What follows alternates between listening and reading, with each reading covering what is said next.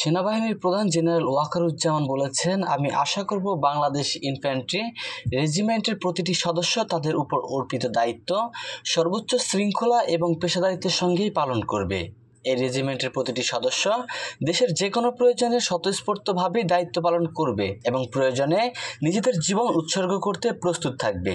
বৃহস্পতিবার ২৭ ফেব্রুয়ারি সকালে রাজশাহী সেনানিবাসের শহীদ colonel Anis parade গ্রাউন্ডে বাংলাদেশ ইনফ্যান্ট্রি রেজিমেন্টাল সেন্টারে ৭ম কর্নেল অব দি রেজিমেন্ট অভিষেক অনুষ্ঠানে তিনি এসব কথা বলেন।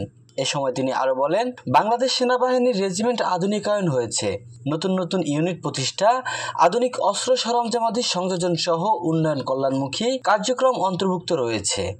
এতে সেনাবাহিনীর সক্ষমতা বৃদ্ধি পেয়েছে। রেজিমেন্টের প্রত্যেক সদস্যকে পেশাদার ও প্রশিক্ষিত হিসেবে গড়ে তুলতে সর্বদা বদ্ধপরিকর। অনুষ্ঠান শেষে সেনাবাহিনী প্রধান ১৯তম বাৎসরিক অধিনায়ক সম্মেলনে বক্তব্য দেন এবং এই রেজিমেন্টের উন্নয়ন, পেশাগত দক্ষতা বৃদ্ধি ও দেশে বিদেশে পরিচালিত কার্যক্রমের বিষয়ে মতবিনিময় করেন।